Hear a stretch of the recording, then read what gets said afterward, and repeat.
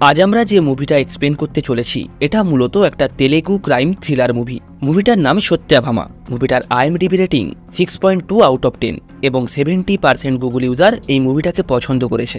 So hello viewer, সঙ্গে আমি অনিমেষ, আর ফিল্মেশন ওয়ার্ল্ডের নতুন একটা এক্সপ্লেনেশন ভিডিওতে আপনাদের স্বাগতম।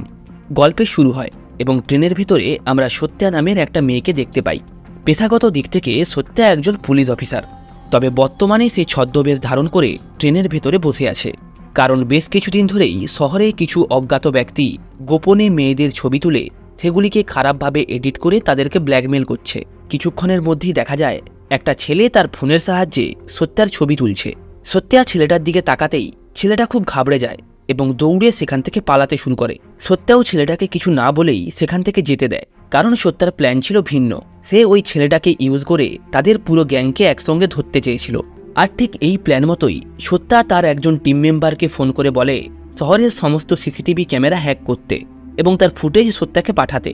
কিছুক্ষণের মধ্যেই সমস্ত ক্যামেরার ফুটেজ সত্যার কাছে আসলে সত্যা ওই ফুটেজে ওই ছেলেটাকে ফলো করে তাদের আসল ঘাঁটিতে পৌঁছে যায়, অর্থাৎ যেখানে সমস্ত মেয়েদের ছবিগুলিকে নোংরাভাবে এডিট করা হচ্ছিল। সত্যা সেখানে পৌঁছে ওই পুরো গ্রুপকে একসঙ্গে গ্রেপ্তার করে। এরপর একটা প্রেস কনফারেন্সে সত্যা সি টিম নামের একটা অ্যাপের কথা সবাইকে বলে, যেটা সত্যা এবং তার টিমের সবাই মিলে তৈরি করেছে। কোনো মহিলা যদি কোনো রকমভাবে বিপদে থাকে তাহলে সে এই অ্যাপসটাকে ইউজ করে খুব দ্রুত পুলিশকে ইনফর্ম করতে পারবে। সিন চেঞ্জ হলে দেখা যায় হাসিনা নামের একটা মেয়ে সত্যার কাছে তার স্বামীর নামে কমপ্লেন করতে এসেছে। সে সত্যাকে বলে সে ঘর থেকে পালিয়ে যদু নামের একজন ট্যাটু আর্টিস্টকে বিয়ে করেছিল, কিন্তু যদু এখন পাল্টে গেছে। সে প্রতিদিন তাদের বাড়িতে অন্যান্য মেয়েদেরকে এনে তাদের সঙ্গে টাইম স্পেন্ড করে। আমি যদুকে ডিভোর্সের কথাও বলেছিলাম, কিন্তু সে কোনোভাবেই আমাকে ডিভোর্স দিতে রাজি নয়। ঠিক তখনই সত্যা হাসিনার শরীরে অনেক আঘাতের চিহ্ন দেখতে পায়। এটা দেখার পর সত্যার আর বুঝতে বাকি থাকে না যে এটা কে করেছে। সে সাথে সাথেই যদুকে ফোন করে বলে নেক্সট টাইম যদি হাসিনাকে এভাবে মারধর করিস তাহলে তোকে লকআপে ঢোকাবো। এটা শুনেই যদু অনেক রেগে যায়। এদিকে সত্যা হাসিনাকে নিজের নাম্বার দিয়ে বলে যখনই আমার দরকার পড়বে তুমি অবশ্যই আমাকে ফোন করবে, আমি যতই প্রবলেম থাক অবশ্যই তোমার কাছে আসবো। এরপর সত্যা নিজের বাড়ি ফিরে আসে। আসলে আজকে অমর নামের একজন লেখকের সঙ্গে তার বিয়ে ছিল, কিন্তু ডিউটি শেষ করার পর সে তার বাড়িতে এতটাই দেরি করে আসে যে তার বিয়েতে উপস্থিত সমস্ত লোক যে যার বাড়ি ফিরে যায়। এই কারণেই সত্যার বাড়ির লোক তাকে অনেক কথা শোনালেও অমরের কিন্তু এসব ব্যাপারে কোনো কিছু যায় আসে না। সে যে কোনো প্রকারে সত্যার সঙ্গ দিতে চায়। এই কারণেই সে তার পরিবারের লোকজনদের বুঝিয়ে সত্যাকে বিয়ে করে নেয়। বিয়ের কিছুক্ষণ পরেই সত্যা যখন নিজের ফোন চেক করে হাসিনা তাকে 14 বার কল করেছে।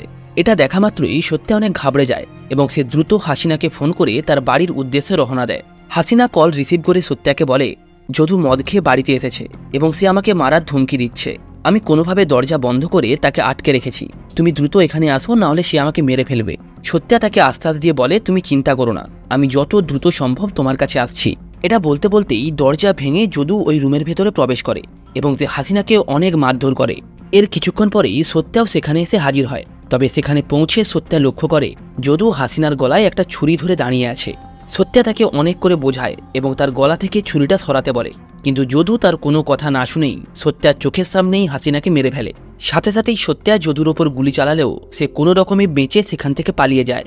এরপর সত্যা দৌড়ে হাসিনার কাছে যায়। হাসিনা তার শেষ নিঃশ্বাস নিতে নিতে সত্যাকে বলে আমার ভাই ইকবালের খেয়াল রাখবে, ছোটবেলাতেই সে মাকে হারিয়েছে, তাই আমি তার মা বাবা সবকিছুই ছিলাম। হাসিনার এভাবে মৃত্যু হওয়ার কারণে সত্যা নিজেকেই দোষী মনে করতে শুরু করে।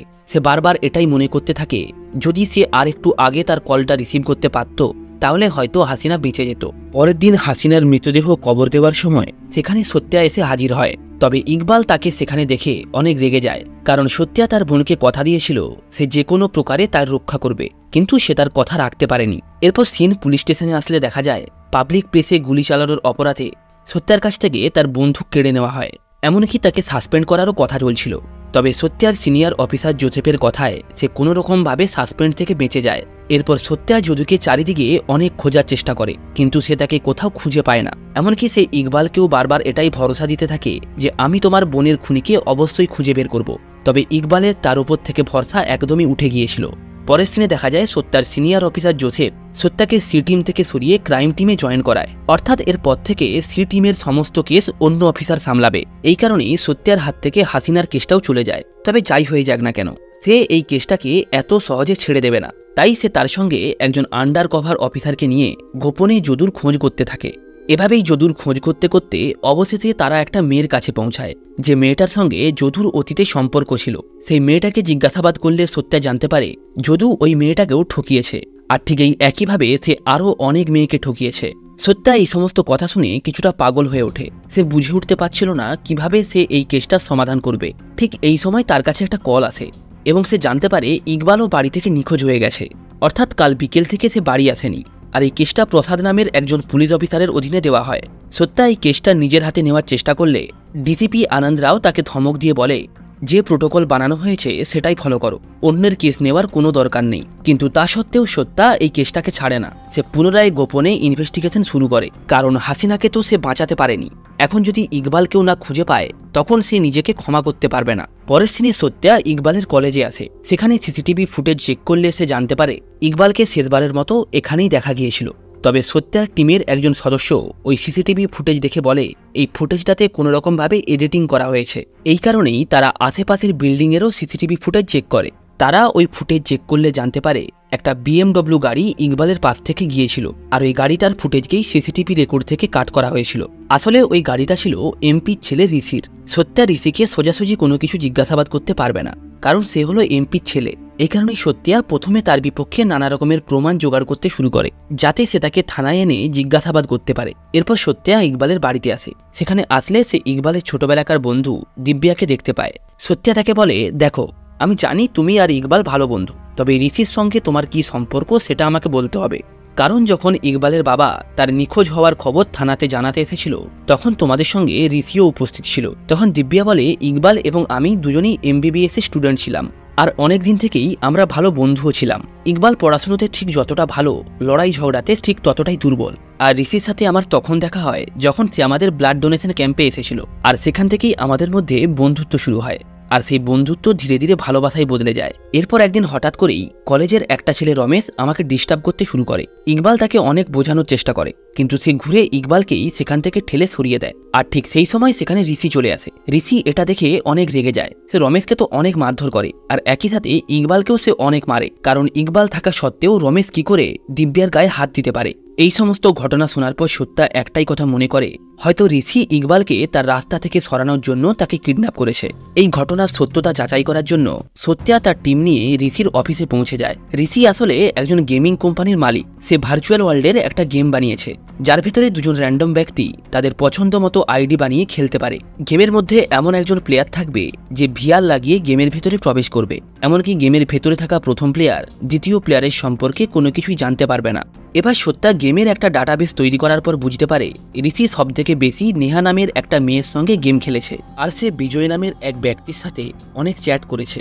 বিজয়ের সাথে হওয়া কথাবার্তার মধ্যে ঋষির তরফ থেকে পাঠানো একটা ভয়েস রেকর্ডিং ছিল, যেখানে ঋষি বলছিল, দেখো বিজয়, তুমি আমাকে ইকবালকে যেখানে ছাড়তে বলেছিলে আমি সেখানে ছেড়ে দিয়েছি, এখন তুমি বুঝে নাও যে তুমি কি করবে। এটা শোনার পর সত্যার আর বুঝতে বাকি থাকে না যে ঋষি ইকবালকে কিডন্যাপ করেছে। তাই সত্যা ঋষিকে টানতে টানতে থানায় নিয়ে যায়। ঠিক তখনই MP এবং ডিসিপি আনন্দ তাদেরকে আটকানোর চেষ্টা করে। তখনই জোসেফ আনন্দকে ফোন করে বলে, আমি সত্যাকে এই কেসটা হ্যান্ডেল করতে দিয়েছি, তাই তোমরা ওকে কোনোভাবেই আটকাবে না।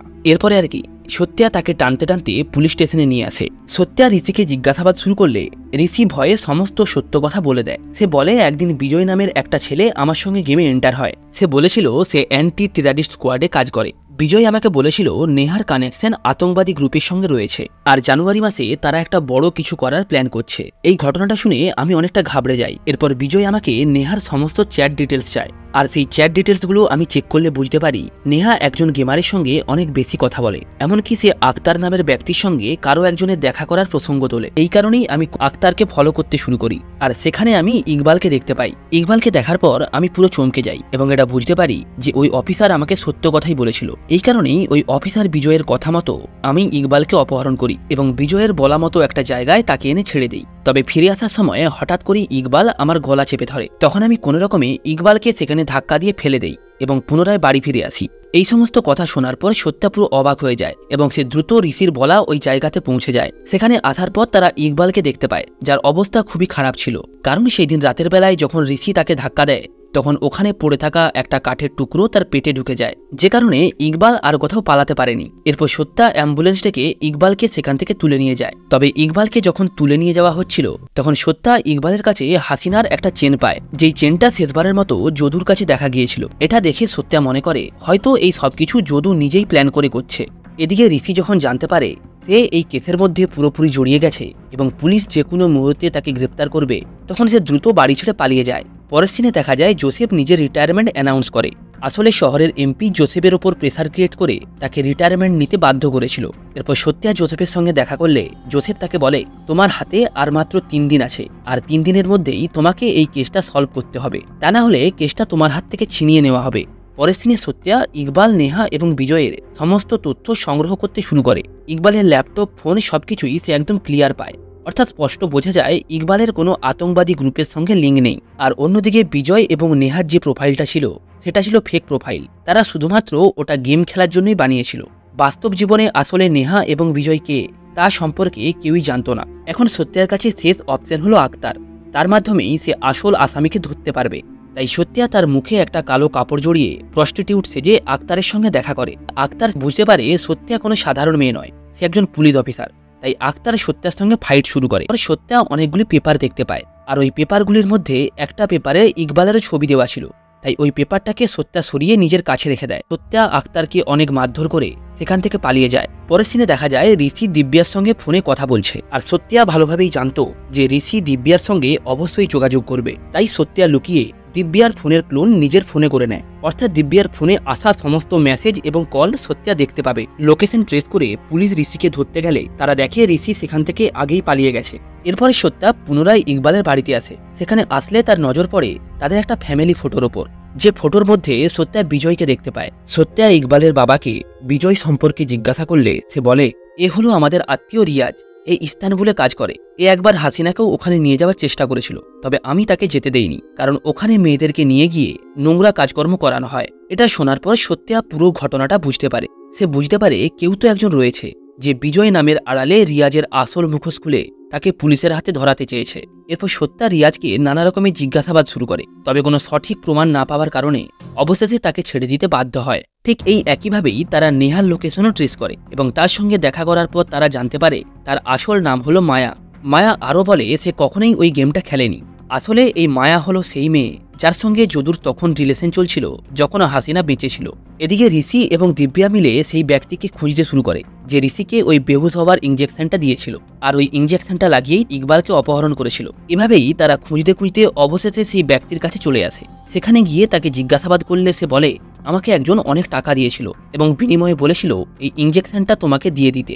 সিন শিফট হলে দেখা যায় সত্যা রিয়াজের পর্দা ফাঁস করার জন্য তাদের আড্ডাতে চলে আসে। এমনকি সেখানে যাওয়ার পর সে স্বেচ্ছায় তাদের হাতে ধরাও দেয়, যাতে সে এটা প্রুভ করতে পারে আসলেই রিয়াজ মেয়েদেরকে অন্য জায়গায় পাচার করে। এরপর রিয়াজ এবং তার লোকেরা সত্যাকে নিয়ে গিয়ে কন্টেনারে ঢুকিয়ে দরজা বন্ধ করে দেয়, যেখানে সত্যা আরও 12 জন মেয়েকে দেখতে পায়, যাদেরকে সম্ভবত পাচার করার জন্যই ওই গাড়িতে তোলা হয়েছিল। এরপর সত্যা কোনো রকমে ওই কন্টেনারের দরজা খুলে বাইরে বেরিয়ে আসে এবং তারপরে সে তার সি টিম অ্যাপের সাহায্যে ব্যাকআপ ডাকার চেষ্টা করে, তবে নেটওয়ার্ক না থাকার কারণে সে এটা করতে পারে না। ঠিক সেই সময় সেখানে রিয়াজের একাধিক গুন্ডা চলে আসে এবং সত্যার সঙ্গে ফাইট শুরু করে, তবে এতগুলো ছেলের সঙ্গে সত্যা একা পেরে উঠছিল না। এই সময় সেখানে পুলিশের পুরো টিম পৌঁছে যায়। এখন সবার মনে হতে পারে যে কিভাবে আসলে ওই 12 জন মেয়ের মধ্যে একজন মেয়ে সত্যার ফোনটা সেখান থেকে তুলে অনেক দূরে দৌড়ে পালিয়ে যায় এবং সেখানে টাওয়ার পাওয়া মাত্রই সে ওই অ্যাপস থেকে সমস্ত পুলিশের ব্যাকআপ ডাকে। এরপর রিয়াজ সহ তার সমস্ত গুন্ডাদের পুলিশ থানায় নিয়ে যায়। এদিকে সত্যা বাড়ি ফিরলে তার স্বামী তাকে অনেক বকাঝকা করে এবং তাকে বলে, তোমার মনে আছে আগের দিন রাতে আমাদের অ্যানিভার্সারি ছিল, আর তুমি এই কেসটাতে এতটাই ব্যস্ত হয়ে পড়েছো যে তুমি 2 দিন ধরে বাড়ি ফেরোনি। তখন সত্যা তাকে বলে, হাসিনা যখন মারা যায় তখন সে একা মারা যায়নি, তার পেটে সেই সময় একটা ছোট্ট জীবন ছিল। আমার কারণে হাসিনা এবং তার ছোট্ট শিশু দুজনেই মারা গেছে, তাই আমি যতক্ষণ না এই কেসটা সলভ করতে পারছি কোনোভাবেই শান্তি পাবো না। এটা শোনার পর অমরও কিছুটা দুঃখী হয়ে যায়, কারণ যতই হোক সত্যাকে সে ভালোবাসে। পরের দিন সকালে অমর সত্যাকে বলে, আমার মনে হয় বিজয় এবং নেহা দুজন একই ব্যক্তি, কারণ এদের লেখা স্টাইল সম্পূর্ণ একই রকম। এই সময় সত্যার একজন আন্ডারকভার অফিসার তাকে ফোন করে বলে, ম্যাম, আমি যদুর খোঁজ পেয়ে গেছি। এটা শোনা মাত্রই সত্যা দ্রুত তাকে ধরার জন্য বেরিয়ে পড়ে। এরপর সত্যা যখন যদুকে ধরার জন্য তার বাড়িতে প্রবেশ করে, তখন সে তার অবস্থা দেখে পুরো অবাক হয়ে যায়, কারণ যদুর পুরো শরীরে পচন ধরে গিয়েছিল। সে এক অদ্ভুত ধরনের রোগে আক্রান্ত হয়েছিল। এখানে আসার পর সত্যা জানতে পারে যদুর এখানে একটা স্ত্রীও রয়েছে, আর এটাই হলো যদুর প্রথম স্ত্রী। তখনই যদুর স্ত্রী সত্যাকে বলে, 1 বছর আগে হঠাৎ করেই এনার এই রোগটা হয়, তারপর থেকেই এনার শরীর আস্তে আস্তে করে পচন ধরতে শুরু হয়। একজন ডাক্তার আমাদের বাড়িতে আসে এবং সে নিজেই এই রোগে চিকিৎসা করে। যদুর এমন অবস্থা দেখে সত্যার মনে পড়ে রমেশেরও ঠিকই একই ধরনের রোগ হয়েছে। এরপর সত্যা তার স্বামী অমরকে ফোন করে জিজ্ঞাসা করে, আচ্ছা বিজয় এবং নেহা চ্যাটিং এ কোথাও এল অক্ষর মিসিং আছে কিনা? অমর বলে, হ্যাঁ, এরা প্রায় জায়গাতেই এল এর জায়গায় আই ইউজ করেছে। এখন সত্যার কাছে পুরো কেসটা জলের মতো ক্লিয়ার হয়ে যায়, কারণ সে যখন ইকবালের ল্যাপটপ চেক করেছিল তখন তার ল্যাপটপে এল অক্ষর মিসিং ছিল। সত্যা সাথে সাথেই ইকবালের একটা ছবি বের করে যদুর স্ত্রীকে দেখিয়ে জিজ্ঞাসা করে, আচ্ছা এই ডাক্তারে কি আপনার স্বামী চিকিৎসা করছে? যদুর স্ত্রী হ্যাঁ বলে। আর এখান থেকেই স্পষ্ট বোঝা যায় এতক্ষণ ধরে যাকে আমরা নিরীহ মনে করছিলাম সেই হলো এই পুরো ঘটনার আসল মাস্টার মাইন্ড। সিন শিফট হলে দেখা যায় ইকবালের জ্ঞান ফিরলেই সে সোজা দিব্যার বাড়ি চলে আসে, যেখানে ঋষি আগে থেকে লুকিয়েছিল। ইকবাল ঋষিকে বলে যে নেহা এবং বিজয় মিলে তোমাকে ফাঁসিয়েছে, তারা আর কেউ নয়, ওটা আমি। এটা শুনে ঋষি অনেক রেগে যায় এবং তাকে বলে, আসলে তোমার কি হয়েছে, তুমি কেন এরকম করছো? ঠিক তখনই ইকবাল তার কাছে থাকা একটা ইনজেকশন ঋষির শরীরে পুশ করে দেয়, আর ফ্ল্যাশব্যাকে দেখা যায় ঠিক এমনভাবেই ইকবাল যদুর শরীরেও ওই ইনজেকশন পুশ করেছিল। এরপর ইকবাল ডাক্তার সেজে দিনের পর দিন যদুর বাড়িতে যায় এবং তার শরীরে ওই ইনজেকশন পুশ করে, যে কারণে আজ যদুর এমন অবস্থা হয়েছে। ইকবাল দিব্যাকে বলে, তোমার মনে আছে কেমন ভাবে যদু আমার বোনের উপর চিল্লাতো এবং তাকে মারধর করতো? আর ঠিক সেম ভাবেই কলেজে যখন ঋষি সেদিন তোমাকে বকাবকি করছিল তখন ওর মধ্যেও আমি যদুর ছাপ দেখতে পেয়েছি। তাই আমি কখনোই চাইনি যে আমার বোনের মতো তোমারও জীবনটা নষ্ট হয়ে যাক, তাই আমি এই পদক্ষেপ নিতে বাধ্য হয়েছি। এরপর ইকবাল যখন পুনরায় ঋষিকে ইনজেকশনের সেকেন্ড ডোজ দিতে যায় তখন সেখানে সত্যা চলে আসে। সত্যা তাকে বলে, আমি তোমার ব্যাপারে সমস্ত কিছু জেনে গেছি, তুমি এই সব কিছু করেছো শুধুমাত্র তোমার বোনের মৃত্যুর বদলা নেওয়ার জন্য। তবে একটু ভেবে দেখো, তোমার বোন কিন্তু কখনোই চাইনি যে তুমি একজন আতঙ্কবাদী তৈরি হও, একজন মার্ডারার তৈরি হও। সে সর্বদাই চেয়ে এসেছে যাতে তুমি একজন ভালো মনের মানুষ হও। তুমি আইনকে নিজের হাতে নিয়েছো। এখন আমার জায়গায় যদি তোমার বোন থাকতো সেও এইটাই করতো। এটা শোনার পর ইকবাল সত্যার মধ্যে তার বোনকে দেখতে পায়। সে বুঝতে পারে সে এতদিন যা করেছে পুরোটাই ভুল ছিল এবং তারপর সে নিজে থেকেই পুলিশের হাতে স্যারেন্ডার করে। আর এর সাথেই এই অসাধারণ মুভিটা এখানেই শেষ হয়। বন্ধুরা, ভিডিওটা ভালো লেগে থাকলে অবশ্যই লাইক করবেন আর সাবস্ক্রাইব করবেন ফিল্মেশন ওয়ার্ল্ড।